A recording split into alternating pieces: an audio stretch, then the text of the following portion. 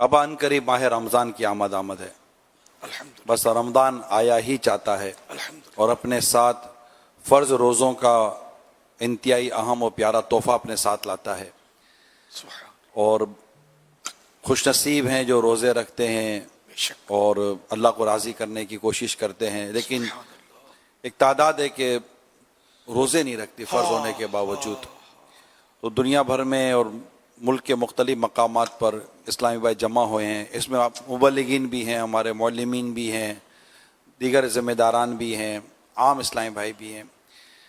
کوئی ایسی صورت ہو جائے کہ یہ جو رمضان آ رہا ہے اس میں روزوں کی تحریک چل پڑے، اور جنہوں نے پچھلے سالوں میں روزے نہیں رکھے وہ اس سال روزے رکھنے والے بن جائیں، اور جو اس کی پچھلی قضا ہیں وہ کیسے کرنی ہے، تو کچھ اس معاملے میں ایسا کرم فرمائیں، ایسی کوئی مدری پھول دیں کہ بس روزے سے ایسی محبت ہو جائے کہ روزہ نہ چھوٹے ہمارا، اور ماحول بنا ہوا ہو۔ شہر میں سنا یہ کہ ماحول نہیں ہوتا رمضان کا، دن میں ایسے جیسے کہ ہوٹلیں وغیرہ سب کھلی ہوتی ہیں، اور لوگ ایسے ہوٹلوں پہ چائے وغیرہ کے لیے بیٹھے ہوتے ہیں جیسے ماہ رمضان کا وہاں ہے ہی نہیں۔ کیسا دل جلتا ہوگا جن کے ایسا احساس ہوتا ہوگا۔ کچھ ایسا کریں کہ یہ رمضان کا ماحول بنا رہے۔ ہاں ہاں بس ماحول کی بات ہے، گھر کے ماحول اچھے ہوں تو پھر روزے روزے ہیں، گھروں کے ماحول بھی خراب ہیں، روزوں کی پذیرائی جہاں ہے وہاں بچے روزہ رکھتے ہیں، اور جہاں نہیں ہے وہاں نہیں ہے۔ تو ماں باپ کو بھی چاہیے کہ اپنی اولاد کو روزے رکھوائیں۔ بچہ 7 سال کا ہو تب سے اس کو روزہ رکھے ہی، اگر ہمت ہے اس کی تو روزے رکھنے کا بولے اس کو۔ 10 سال کا ہو تو پھر رکھوائے روزہ اس کو۔ ہاں کوئی مرض ہے واقعی یہ نہیں برداشت کر سکتا تو پھر ٹھیک ہے، نہ رکھوائیں۔ تو بہرحال یہ کہ روزہ رکھنا یہ مسلمان پر جو عاقل بالغ ہیں اور جن پر کوئی شرعی مجبوری نہیں ہے تو اس کو رمضان شریف کا روزہ رکھنا فرض ہے۔ بعض صورتیں جس میں نہیں رکھے جاتے روزے، لیکن وہ بھی بعد میں ان کو قضا کرنی ہوتی ہے۔ اور ایک صورت یہ ہے شیخ فانی والی کہ اس کو پھر روزے کے بدلے فدیہ دینا ہوتا ہے، لیکن یہ کہ وہ اس کے مسائل ہیں، ہر ایک کے لیے نہیں۔ تو بہرحال یہ کہ روزے کے فضائل بھی بہت ہیں اور نہ رکھنے کے نقصانات بھی بہت۔ چنانچہ حدیث پاک میں جس نے ایک دن روزہ رکھا، فرمان آخری نبی صلی اللہ تعالی علیہ وآلہ وسلم، جس نے ایک دن کا روزہ رکھا اللہ پاک کی رضا حاصل کرنے کے لیے،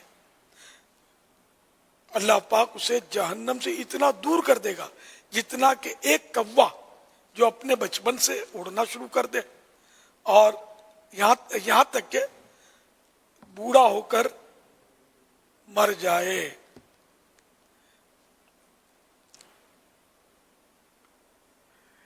ایک اور حدیث پاک میں اللہ پاک کے آخری نبی صلی اللہ علیہ وآلہ وسلم کا فرمان عالی شان ہے، جس نے ماہ رمضان کا ایک روزہ بھی خاموشی اور سکون سے رکھا، اس کے لیے جنت میں ایک گھر سبز زبرجد یا سرخ یاقوت کا بنایا جائے گا۔ زبرجد اور سرخ یاقوت یہ وہ ہیروں کے نام ہیں، پتھروں کے نام ہیں، مخصوص غالباً اس کو انگریزی میں جیم یا ڈائمنڈ بولتے ہیں، مگر دنیا کے ڈائمنڈ اور یہ کچھ بھی نہیں ہے۔ دنیا کا سب سے بڑا ہیرا جو ہے نا، یہ غالباً اس کا نام کوہ نور ہے۔ تو یہ کوہ نور بھی جنت شریف میں جو مکانات ہیں نا، ان کے کسی ایک ذرے کے کروڑویں حصے کو بھی یہ کوہ نور پہنچ نہیں سکتا۔ جنت اتنی عالی شان ہے۔ تو جو ایک روزہ رکھے سکون اور خاموشی کے ساتھ، تو اس کے لیے جنت میں ایک گھر سبز زبرجد یا سرخ یاقوت کا بنایا جائے گا۔ ایک حدیث پاک میں ارشاد فرمایا، روزے دار کا سونا عبادت اور اس کی خاموشی تسبیح کرنا، اللہ کی پاکی بیان کرنا، اور اس کی دعا قبول اور اس کا عمل مقبول ہوتا ہے۔ ایک حدیث پاک میں ارشاد آخری نبی صلی اللہ علیہ وآلہ وسلم ہے، جو بندہ روزے کی حالت میں صبح کرتا ہے اس کے لیے آسمان کے دروازے کھول دیے جاتے ہیں اور اس کے اعضاء تسبیح کرتے ہیں، اور آسمان دنیا پر رہنے والے یعنی فرشتے اس کے لیے سورج ڈوبنے تک مغفرت کی دعا کرتے رہتے ہیں۔ اگر وہ 1 یا 2 رکعتیں پڑھتا ہے تو یہ آسمانوں میں اس کے لیے نور بن جاتی ہیں، اور حور عین یعنی بڑی آنکھوں والی حوروں میں سے اس کی بیویاں کہتی ہیں اے اللہ پاک تو اس کو ہمارے پاس بھیج دے، ہم اس کے دیدار کی بہت زیادہ مشتاق ہیں، یعنی شوق رکھتی ہیں۔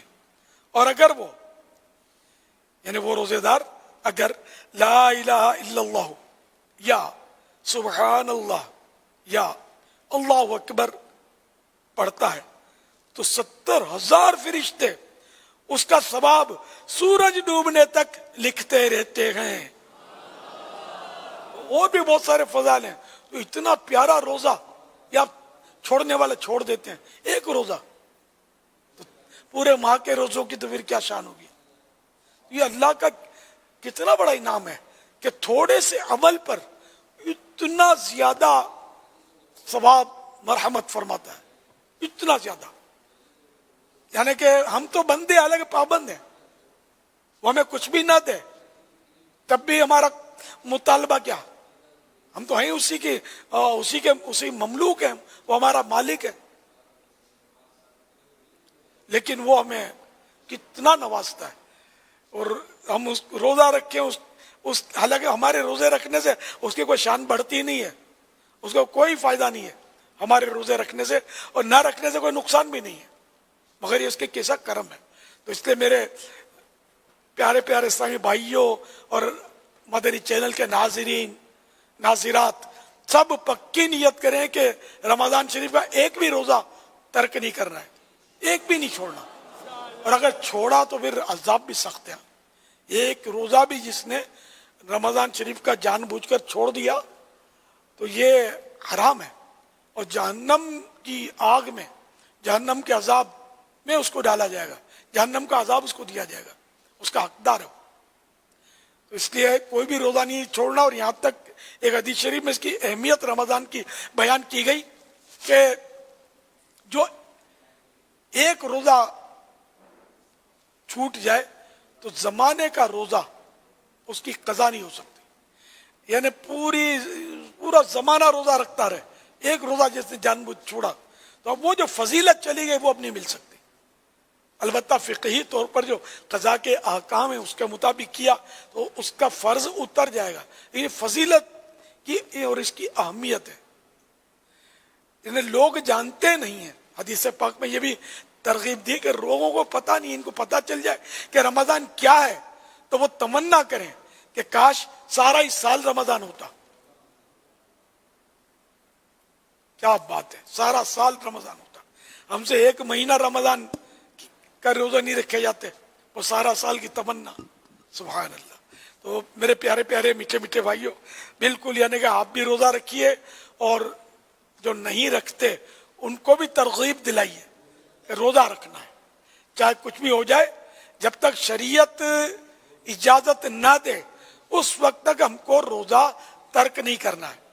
اور شریعت نے اجازت دی، مثلا ایسے بیمار ہو گئے کہ روزہ رکھیں گے تو ہمارا تجربہ ہے کہ ہم مزید بیمار ہو جائیں گے، یا دیر میں شفا ہوگی، یا عقل چلی جائے گی، یا کوئی ایسا ماہر طبیب، نیک آدمی ہو ماہر طبیب، اور ہو مطلب یہ جو بے باک، آج کل تو بے باک طبیب بہت ہیں جو بات بات پہ روزہ چھوڑوا دیتے ہیں، بات بات پہ نماز چھوڑوا دیتے ہیں، پھر اتنے بے باک ہوتے ہیں۔ مطلب شریعت میں کوئی سختی نہیں ہے، یہ مولاناؤں نے سختیاں کر رکھی ہیں، نعوذ باللہ۔ مولانا البتہ کس نے سختی، اگر سختی تو ہے نہیں، سب انعام آتا ہے، رحمتیں۔ تو مولانا اللہ پاک کے تعلق سے قرآن کریم میں ارشاد ہے انت مولانا، اے اللہ تو ہمارا مولا ہے۔ اس مولا نے ہم کو حکم دیا، اور یہ اس طرح کے بے باک لوگ یہ کہتے تھے مولانا لوگوں نے یہ معاذ اللہ یوں کر دیا. تو اگر اس کی مراد تو یہی ہوتی ہے کہ علماء, تو نعوذ باللہ علماء آپ کو کیوں سختی کریں گے کہ روزہ رکھو؟ ان کو کیا ملے گا سختی کریں گے؟ تو علماء جو ہے ہمیں قرآن و حدیث بتاتے ہیں, ہمارے بھلے کی بات ارشاد فرماتے ہیں. بہرحال یہ کہ ہم کو روزہ رکھنا ہے. تو کوئی ماہر طبیب بتائے جو اللہ اور رسول کی محبت والا ہو اور خوف خدا والا ہو, دین شریعت کو سمجھتا ہو, تو وہ اگر کہے کہ روزہ تمہارے لیے نقصان دہ, اس وقت پانی کی ضرورت پڑے گی, دن میں کھانے کی ضرورت پڑے گی, تمہیں دوا پینی ضروری ہے, تو ایسی صورت میں روزہ یعنی کہ بعد میں قضا کر لے شفا ہونے پر. تو جتنے روزے اس طرح چھوڑنے کی اجازت ملی تو وہ گناہگار نہیں ہوگا, ورنہ گناہگار ہوگا. یہ اپنا تجربہ ہے کہ پہلے بھی میں نہیں توڑا روزہ تو یوں ہوا تھا, اب وہی مرض ہے, تو اس کا دل مطمئن ہے کہ یہ واقعی مجھے تجربہ ہے, تو روزہ بعد میں قضا کر دے. لیکن بعد میں قضا کرنا ہے, یہ نہیں کہ وہ معاف ہو گیا. اللہ کریم ہمارے حال پر رحم فرمائے اور ماہ رمضان کا بالکل حق ادا کرنا ہے. حدیث پاک میں ہے اللہ کے پیارے پیارے آخری نبی صلی اللہ علیہ وسلم کا ارشاد گرامی کہ میری امت ذلیل و رسوا نہ ہوگی جب تک وہ ماہ رمضان کا حق ادا کرتی رہے گی. عرض کی گئی یا رسول اللہ صلی اللہ علیہ وآلہ وسلم, رمضان کے حق کو ضائع کرنے میں ان کا ذلیل و رسوا ہونا کیا ہے؟ فرمایا اس ماہ میں ان کا حرام کاموں کا کرنا. پھر فرمایا جس نے اس ماہ میں یعنی رمضان میں زنا کیا یا شراب پی تو اگلے رمضان تک اللہ پاک اور جتنے آسمانی فرشتے ہیں سب اس پر لعنت کریں گے, سب اس پر لعنت کرتے رہیں گے. بس اگر یہ شخص اگلا ماہ رمضان پانے سے پہلے ہی مر گیا تو اس کے پاس کوئی ایسی نیکی نہ ہوگی جو اسے جہنم کی آگ سے بچا سکے. بس تم ماہ رمضان کے معاملے میں ڈرو, کیونکہ جس طرح اس ماہ میں اس منتھ میں اور مہینوں کے مقابلے میں نیکیاں بڑھا دی جاتی ہیں, اسی طرح گناہوں کا بھی معاملہ ہے. توبوا الی اللہ استغفر اللہ. اللہ پاک ہم کو رمضان کا حق ادا کرنے کی سعادت بخشے اور گناہوں سے بھی بچائے اور نیکیاں ہی نیکیاں ہم کرتے رہیں. صلو علی الحبیب صلی اللہ علیہ وسلم.